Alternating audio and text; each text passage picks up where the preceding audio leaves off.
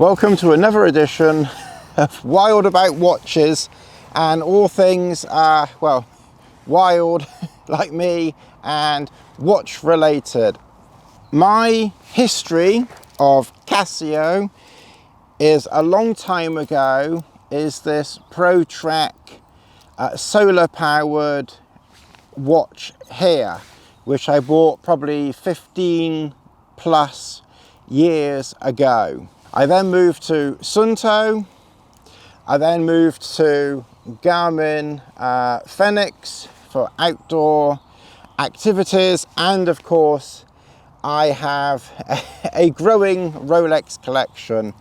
I've been doing Rolex videos and Garmin Fenix 6X videos for a while. I'm a double wrister all the time, pretty much, apart from when I sleep. I take the Rolex off and I leave the Garmin on for sleep tracking.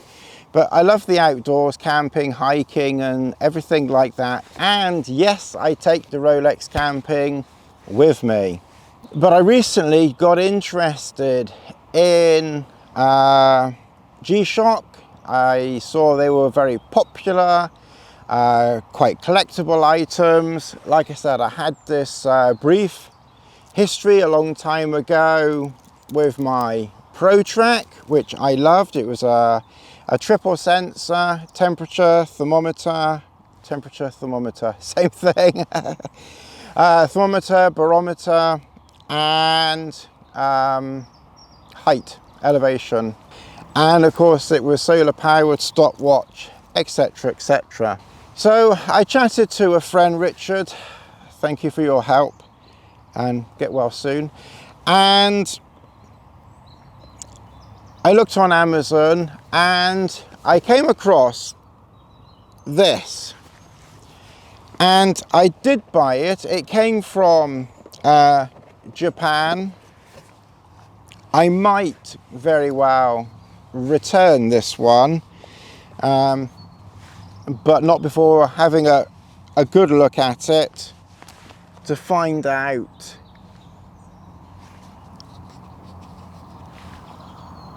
it's still in the car, isn't it?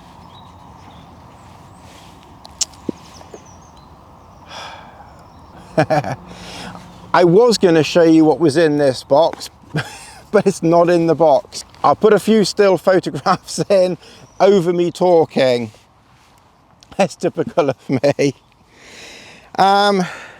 Basically, I bought the B100, and then literally 2 days after it arrived, Facebook advertised something rather tasty and looked right up my street. So it's put me in a little bit of a quandary now as to whether I keep the B100, because that's you know, over £300 plus this one here, and I will have a good look at it. I will do a video comparing the two in the next sort of 10 days or so. Just bear with me on that one. For now, let's unbox the brand new out GWG 2000. And this is the one with a bit of red on it. I'm very new to this, so I don't know all the different numbers on it. I will say I have opened this already just to check everything. That's inside the box there. I did take the watch out of the plastic wrapper so that when we look at the watch the first time, it's not inside its plastic wrapper. Inside the box there's a product support if anything needed returning. I'm not sure whether I will keep the B100. This monster I will most definitely be keeping, although I will say my Rolex Samara Hulk is not exactly quaking in its boots. So we open the box. Straight away we have a little picture, a card picture, as if they're thinking I'm going to display this somewhere. Look at that. You could actually open that up.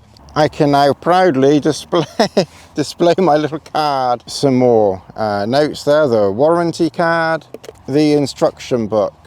Let's open this box up here. This one we have a tin.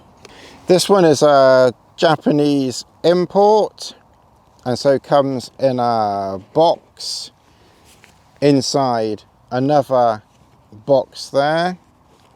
It's just I didn't bring the watch with me, which is rather stupid. Like I say, I will do a comparison video for you at some point. You're just going to have to bear with me on that one. We can open this. Look at that. Look at what's inside there. Look at that.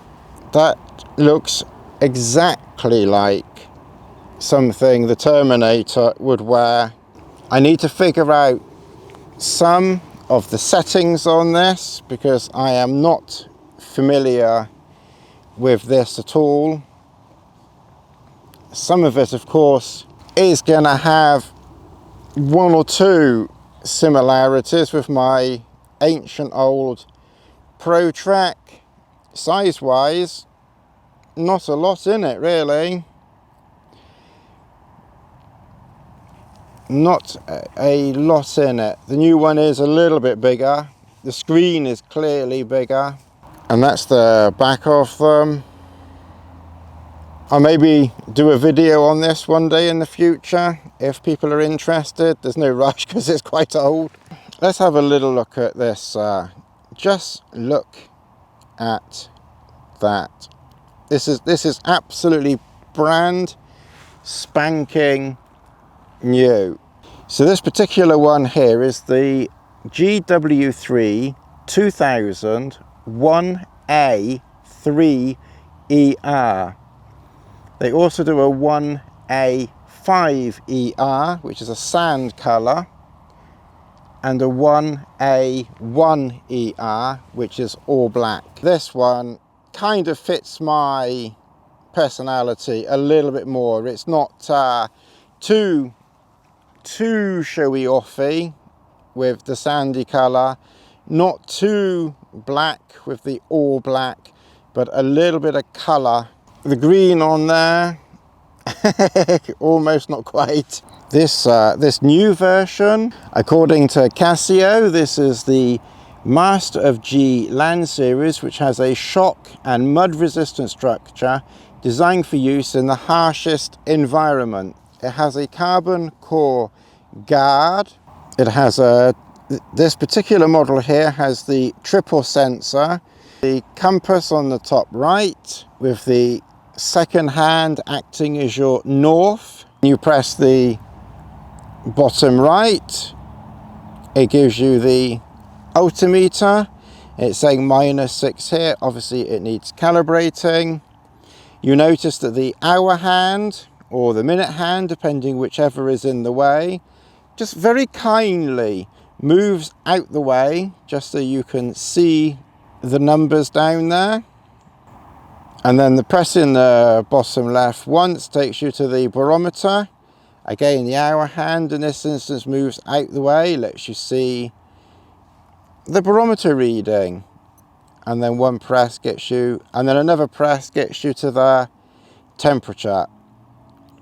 It most certainly is not 30, it certainly is not 30 degrees here. Other functions that I can see on here, you have a stopwatch, a timer,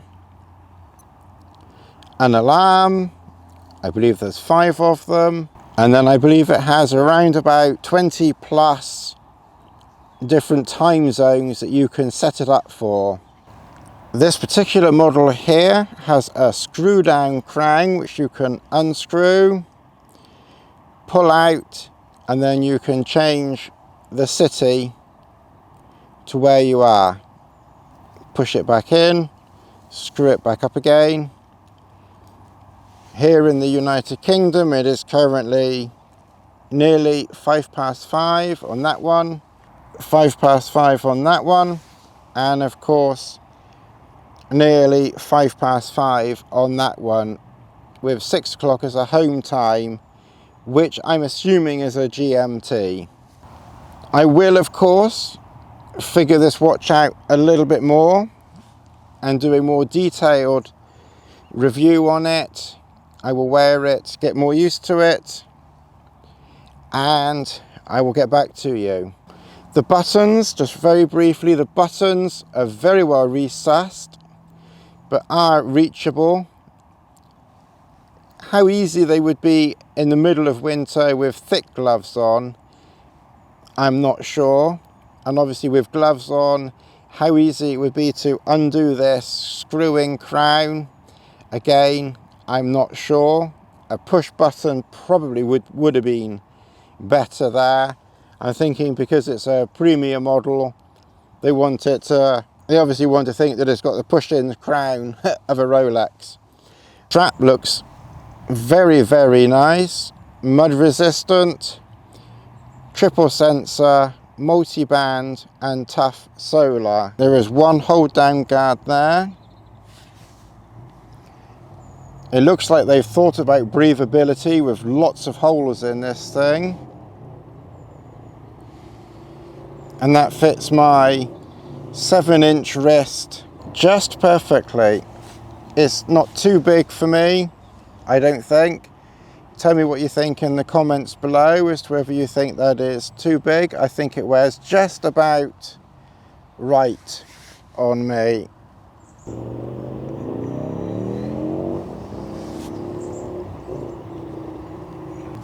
And given that there is plenty of strap on there, given that you've got plenty of strap on, you know, it will of course fit over a jacket if you're wearing it in the winter. Sorry if this is a rather long video. Old subscribers, old friends of this channel and my camping channel will know I can never get anything done in a short video. But that's a few features of the GWG 2000, the one with the red bits on it. It's an absolutely monster of a watch, and it is very, very light. Even though it's significantly bigger than my Rolex, it is probably half the weight of that. Like I said, please make sure that you like, subscribe, share, notification button, and I will try and do another more detailed video on this with the different functions and my thoughts on them. And I'll try and make sure that I have the B100 with me, and I'll just do a brief comparison video, and then I will decide whether I return it back to Japan, which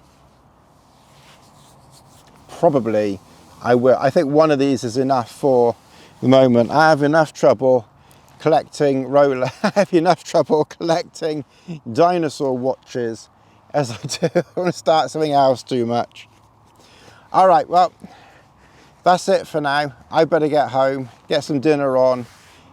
Enjoy your weekend. Enjoy life. I will see you again soon. Thanks for watching. If you enjoy this content, please like, subscribe, share, notification button below for all watch related content on this channel.